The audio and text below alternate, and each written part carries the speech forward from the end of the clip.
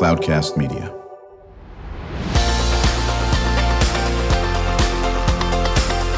Drew Schlosberg Spotlight on the Community Show, amplifying the voices of social impact organizations, entrepreneurs, local nonprofits, and other community champions who shape the culture, creativity, and connectivity of San Diego. Brought to you by Mission Fed Credit Union, bringing good things to San Diego for over 60 years.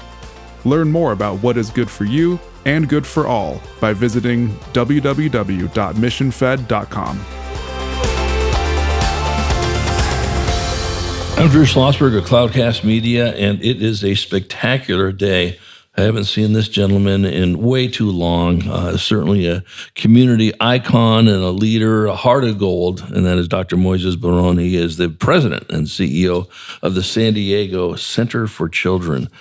So good to see you, Moises. It's wonderful to see you, Drew, and you're right, it's been way too long. Way too long. Well, I would say we can correct that, except I just found out that this you wonderful community leader, after 9 plus years of brilliant work at the center, is going to be retiring in a couple we probably shouldn't use the word retiring. We'll be stepping down in a couple weeks and be doing some other great stuff coming up. So congratulations on that 9 plus years run doing wonderful things for our community. Well, thank you. Thank you very much. Yeah, I had an opportunity to have a conversation with our board a number of months back and announced my intention to retire from my position at the center, and thorough search was conducted, and I'm delighted that it was a successful search. And we're soon going to be welcoming our new CEO, Tara Beckman, who is a licensed clinical social worker, and I'm looking forward to working with her for a period of time to be able to help with the transition and ensure that the good work that the center is doing continues. No, I think that's fantastic, Moises. So for those very, very few of our Spotlight in the Community audience, because you've been on the show a bunch of times, that has not heard you before or the mission of what you are doing, talk about that. I'll be happy to. So, as you know, we are the oldest nonprofit serving children in the community. And actually, February, just in a few weeks, we're going to be celebrating 137th anniversary. So, since 1887. Oh, my goodness. Yeah. So, we provide an integrated range of therapeutic and educational services to children and youth with mental, emotional, and behavioral disorders. And we have built through the most comprehensive continuum of mental health services in the community. And we're very happy about that. We have also been working very diligently, not only to build the services, but to remove barriers to care and to be able to give access to as many youth as possible, regardless of their ability to pay or whether they have private insurance or medical access to the services that we provide. And this has been a journey that we took together. We were very clear about the mission and the vision that we wanted to accomplish, and I'm delighted to see that a lot of the things are falling into place. No, I think that's great. Let me introduce you to my co-host. That's Brandon Joe. He is the founder and CEO of Treasure Hacks, and you're at UCSD, correct? Yep, that's right. What year? I'm a second-year undergrad. Yeah, he's one of these absolutely brilliant young folks that was brought on to us by Neville Villamoria. And you know Neville. Who doesn't know Neville, right? That's Senior VP at Mission Fed. And to come on, and it was going to be a wide-ranging discussion about Treasure Hacks, his company, and it turned into a leadership deal. And you'd love this story about how he I want to start calling some people in the community and figuring out how this goes. Now he may be interested in doing some podcasting, and he's going to be my co-host. Sounds wonderful. Pleasure to meet you. Very good to meet you. Yeah, Brendan, Moises and I have known each other for quite a while. Literally, he's a San Diego icon. The San Diego Center for Children has touched the lives of thousands, hundreds of thousands of people over its course, and they really are life changers. They're game changers and very well respected. And Moises, after 9 plus years, it will be stepping down after 2 weeks. Wow. I know. It's quite great. Talk a little bit about access to pediatric mental health care. So, Drew, it's concerning that we continue to experience a pediatric mental health crisis, and people are learning more about it. A lot of people think that this started as a result of the pandemic, but the truth is that this started before the pandemic. We have more youth experiencing significant challenges. The severity of the symptoms that we're seeing is increasing, and we have really concerns about the fact that many of these youth are not getting access to the care. So there's some data that shows that, for example, students in middle school and in high school that identify that they need help, that they need access to help, like 65 to 70% are not getting it. So we're concerned about the number of kids being impacted, the severity of the conditions that we're seeing, and the fact that it's not possible for many of them to get the care they need. So we have been working very diligently at building the range of services that these youth need and at removing barriers to care so that we could see more and more of these youth and provide the care they need. Well, it's so interesting you bring that up. We had earlier on our show an expert in this field, what you're talking about, and I'm not sure if you know Dr. Divya Kakaya. So, I do. Yes, and so she was on talking pretty much what you're chatting about, working with Scott Brown of San Diego County Crime Stoppers and Students Speak Out. But one of the things we talked about, and she sort of elaborated on it, and this is great to what you're dealing with, is the unbelievable shortage of mental health workers. It's looming. We had someone on from Palomar Health recently was saying in the next few years we'll be 10,000 people short in mental health. Yeah, actually, I had an opportunity to participate in the task force that was put together by the Board of Supervisors last year to look exactly at this issue of mental health workforce. And what we identify is like today we're short about 8,000. And actually when you project into the future about 5 years, we're going to be 18,000. So there is really something that needs to be done. And we're seeing the effects of that already. A lot of people are not aware of the fact. Let me just give you two examples. Please. Just this past November, and it was released in December, the state conducted an audit to be able to identify what was the access of youth who have Medi-Cal, which is the state Medicaid. And there's two systems. It will be managed care Medi-Cal, and it will be also the counties with specialty mental health services. And it was very concerning to see now in paper the fact that something that we've known for a while, that access to care is a serious problem for you with Medi-Cal. Who are these youth? They have to meet a certain criteria, their families, in terms of income. Also, they're in foster care or they're youth with disabilities. So this population that has a very significant need, which is about 50% of youth in California, we know now that they're not getting appropriate access to care. And on the other hand, I was talking just today with a person in our advisory council, and she was telling me about the fact that she had a need for her two sons to be able to get access to care, and she just couldn't find it. Even though she has commercial insurance and really the ability to pay. So no matter where you look, that shortage is having a very significant impact. And especially for those who have less resources, it's becoming more and more difficult. And the wait times that we're hearing about are months, which is just not okay, especially when you have a youth that is experiencing challenges and difficulties, depression, anxiety, whatever it may be. Well, that number is just going up exponentially, as we all know. And when you couple that with the shortage, and now you chat with some kid or you treat some kid or whatever the case may be, and okay, I'll get my next session. That next session isn't going to happen for 15 months. Okay, what can happen in those 15 months, or is absolutely devastating. We are chatting with Dr. Moises Baron. He is the president and CEO of San Diego Center for Children. I'm Drew Schlosberg, and I'm listening to another edition of Drew Schlosberg Spotlight on the Community Show. We are the nation's longest running community podcast, now in our 18th year, brought to you by Mission Fed Credit Union and broadcasting from the Mission Fed studios here in Scripps Ranch. And as Moises knows, Mission Fed for 6 decades has been doing just great things in the community. Honored to have as my guest host, his first guest host gig, so to speak, is Brandon Joe. He's a student at UCSD, and he's also the founder and CEO of Treasure Hacks. But he's got a question for you, Moises. So it says here that you would like to talk about the comprehensive continuum of pediatric mental health and education services. So talk about it.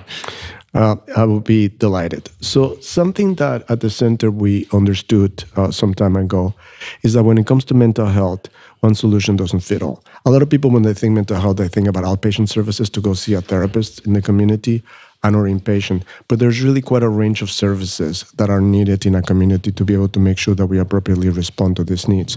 So what we decided to do at the center is to start build this continuum that involves prevention, involves integrated care, which is really bringing mental health into pediatric practices. So we have partnerships to do that.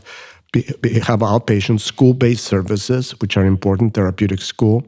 And then to start thinking about wraparound, in-home services, and intensive clinical services like intensive outpatient, partial hospitalization, all the way to residential. So we have been successful in building this continuum of services. So today, we can give access to youth and families to what they need.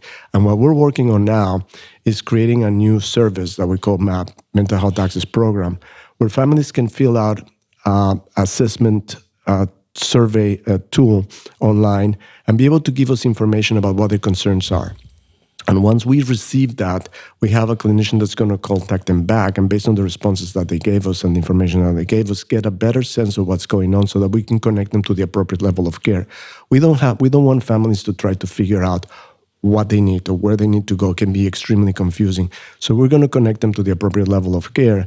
And the other thing that we've done is work with the county, at the state level, to be able to remove barriers so that all the services that I just described, we can give access to that to youth with medical, or give access to youth who have commercial insurance, or youth that are getting services to the county that may be child welfare youth or juvenile justice. No, that's great. Moises, when we come back from break, I want to talk a little bit more about that, talk about the myriad programs that you folks offer, of course, talk about advocacy. And as you know, you've been on my show a bunch of times. We always save some time in the second segment to chat with what can our listeners do to help support your efforts. How's that sound? Excellent. Very good. We're going to be right back with Dr. Moises Baron. He is the president and CEO of San Diego Center for Children. I'm Drew Schlosberg from Cloudcast Media, joined by my very cool guest co-host, Brandon Joe, as he's a student at UC San Diego, and he's the founder and CEO of Treasure Hacks. We will be right back. When you do your banking with Mission Fed, you get great rates on auto and home loans. That's good for you, but something good also happens for a lot of other people. We're not for profit, so we put money back into the community to help lots of great nonprofits to keep San Diego strong. So you're not just getting something good, you're doing something good. Come to Mission Fed. It's banking that's good for all. Brand amplification is the DNA of Cloudcast Media, and our code is the powerful blending of sound, voice, and storytelling to lift local brands and their communities. Whether it is our Brandcast, Schoolcast, or Causecast platforms, the unifying ethos is all about this community, the one you call home. If you dare to dream and want to explore the brand amplification of Cloudcast, a national leader in local podcasting and other Winfluence strategies, please visit us at cloudcast.us.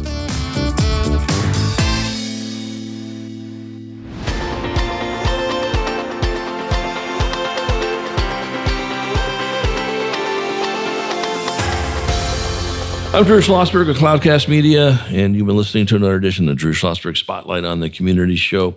We are the nation's longest-running community podcast, now in our 18th year, brought to you by Mission Fed Credit Union and these wonderful Mission Fed studios here in Scripps Ranch. And Mission Fed, for more than 6 decades, has been raising the bar for so many of us in San Diego County, joined by Dr. Moises Baron. You know, I've known you for quite a while, Moises, 9 years plus, doing great things for the center. Going to be retiring in 2 weeks here.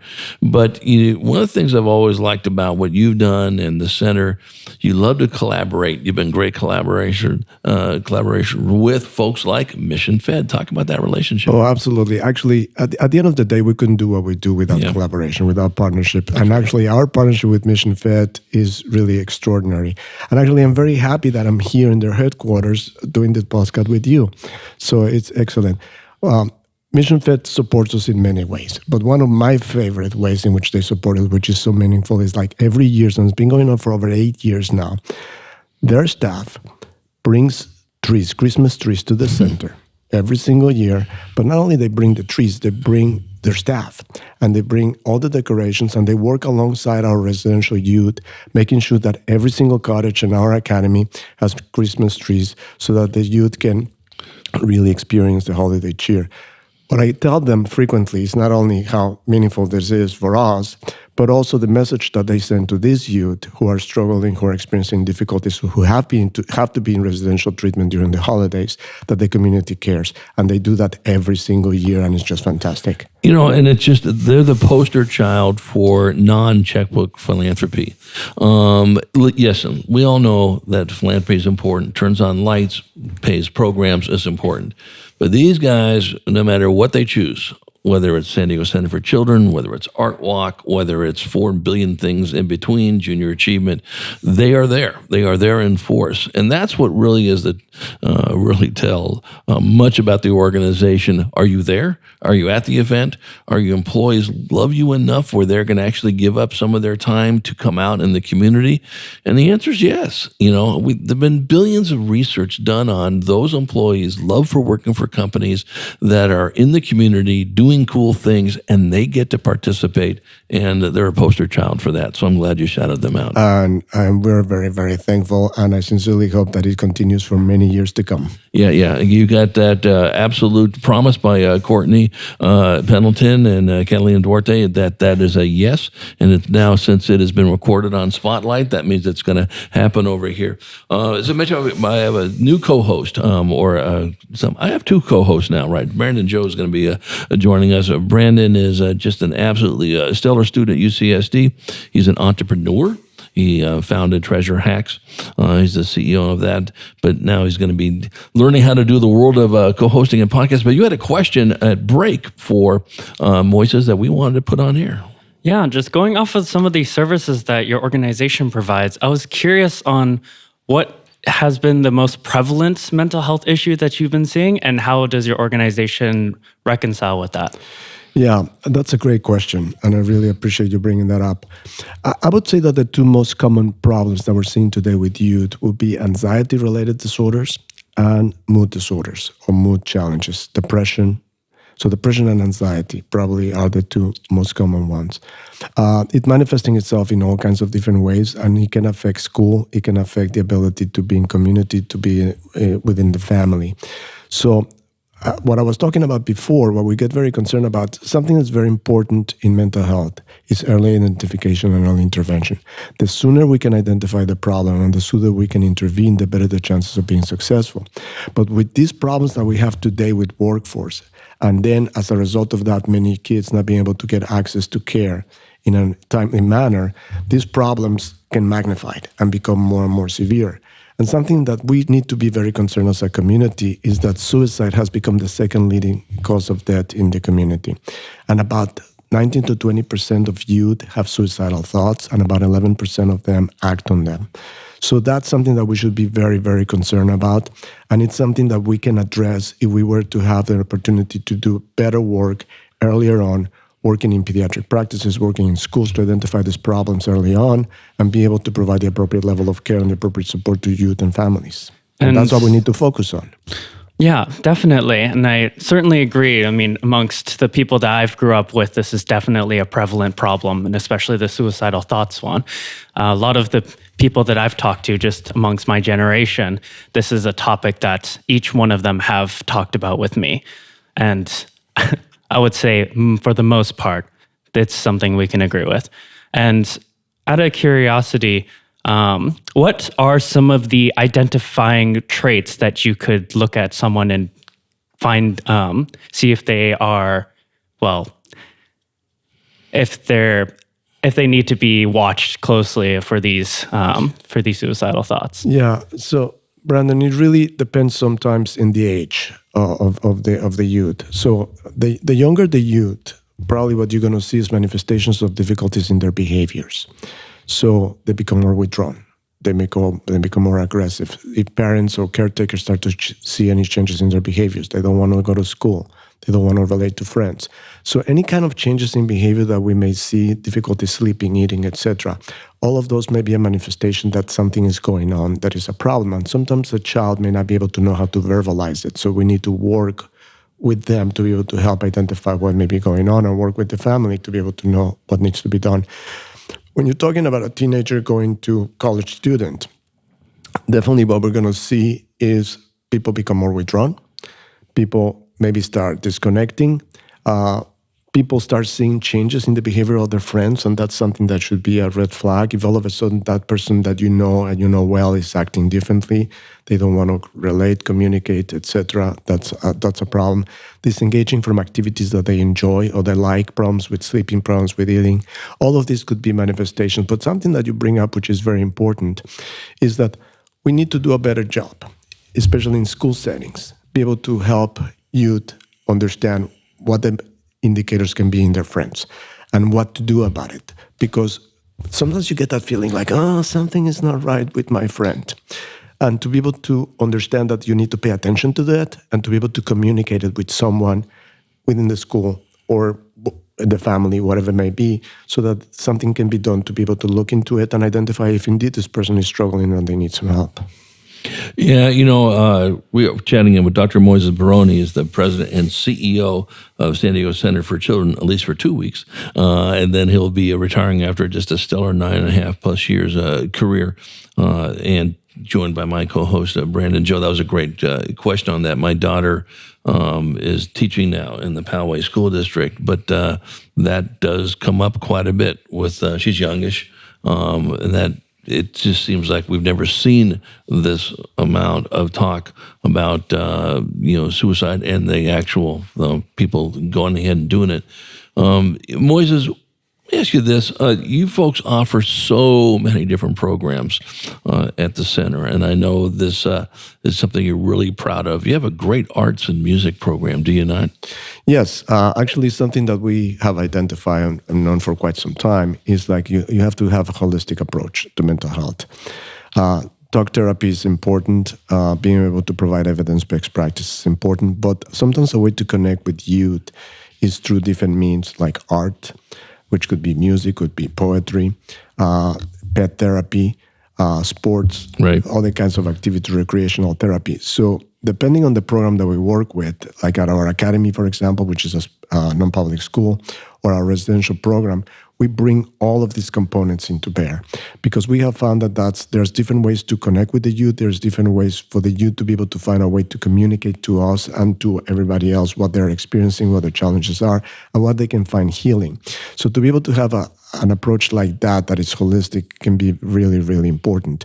And now there's a lot of research that's supporting what the center has been doing for quite some time, just intuitively knowing that music helps, art helps, pet therapy helps. There's a lot of research to support that indeed that is the case. Yeah, there's no question about that. That's why we love having the folks from VAPA on incessantly on our programs. The Mission Fed is certainly shoulder to shoulder with those folks with Art Walk and VAPA Foundation and whatever.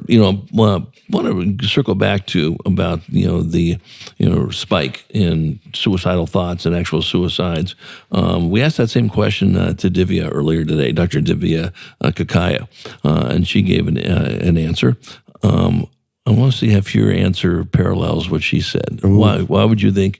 There's no test, and there are different ways of going about it. But what would you equate the spike to?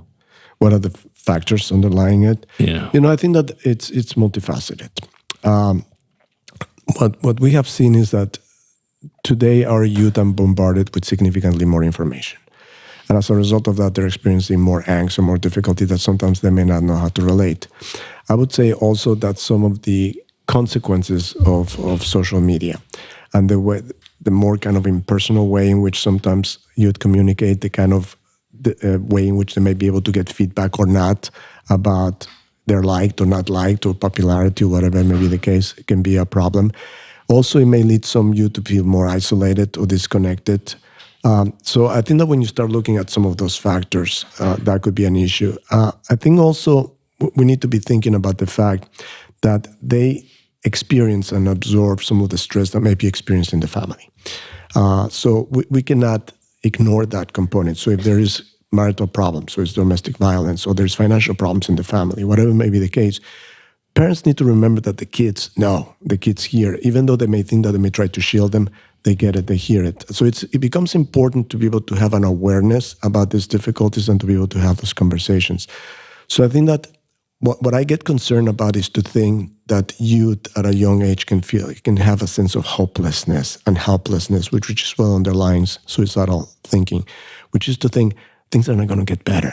And that's what we need to work on. We need to really instill a sense of hope, a sense of belonging, a sense that you're important. And in most cases, especially during an acute suicidal crisis, if you're able to intervene and disrupt that, that may help change the trajectory, because people get into a really dark place and they have a hard time seeing differently. So that's why, going back to Brendan's question, is so important. So looking at those indicators and be able to reach out and identify a way to be able to connect with the youth can be very important. Yeah, it's so funny that Divya had some of that, exactly what you said. She talked about, social media, of course. But I thought it was really interesting, too, and I think you would agree with this and see what Brandon's thoughts are, is the fact that there's so much noise out there today, and it seems like people are accepting folks going off the rails and criticizing folks publicly. Of course, social media can be very, very public these days, and it's okay. And you can hide behind social media. We've never seen this, at least in my lifetime, at the level of this, that especially over the last several years, and it's just relentless. You just didn't, people were critical of other folks back in the day, but, there's different methods of dealing with it. And when people tend to think, well, I guess it's okay to get there and totally eviscerate somebody, and that's normal now to do that, that wears on you eventually. I think, what is so important, if somebody listening to this interview says, listen, I need to be getting a hold of the center. I know a lot of folks that could benefit from, the services. How do they get a hold of you? So I'm very happy to share with you that we've done a really nice job revamping our whole website.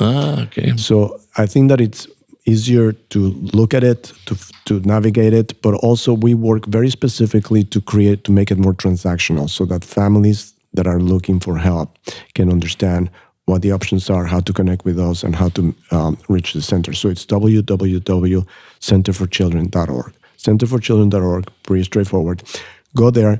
You're going to find a lot of information. You're going to see what are some of the indicators that suggest that there are difficulties. What is the range of programs that we have? And there is a place where people can also link to us by just sending the information, say, I have questions, please have someone call me, which we will, or by being able to complete this assessment tool that we created, a mental health access program screening tool, where they can answer a few questions that will take 10 minutes.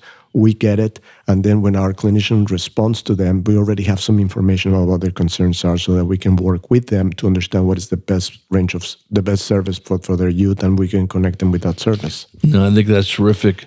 Moises, congratulations on your retirement. You've been a jewel for this city, for the thousands and thousands of families that have benefited from your leadership and what you've done. I know this won't be the last we'll be chatting with you, because I'm sure down the road you'll found some other cool things to work on. We'll have you right back on our Cloudcast show, and just wishing you nothing but just a great success in whatever you are thinking doing in the future. Such a pleasure seeing you. Thank you so very much. It's really wonderful to be seeing you again and to see that now you are at home in Mission Fed with some of our favorite people. Brandon, good luck to you in your career. Obviously, you're going to do some wonderful things. And we really appreciate what you do to be able to shine the spotlight on the community challenges and community solutions. Well, it's absolutely my honor, and I'm humbled by it. Dr. Moises Baron, he is the president and CEO of San Diego Center for Children. Brandon, Joe, very nicely done. Just right in the fire, doing a co-host. More to come in that way. I'm Drew Schlosberg, and you've been listening to another edition of Drew Schlosberg Spotlight on the Community Show, the nation's longest-running community podcast, now in our 18th year, brought to you by Mission Fed Credit Union for more than 6 decades, just doing wonderful things for all of us here in San Diego County. We hope you enjoy the show. You've been listening to an episode of Drew Schlosberg's Spotlight on the Community Show, amplifying the voices of social impact organizations, entrepreneurs, local nonprofits, and other community champions who shape the culture, creativity, and connectivity of San Diego community. Brought to you by Mission Fed Credit Union, bringing good things to San Diego for over 60 years. Learn more about what is good for you and good for all by visiting www.missionfed.com.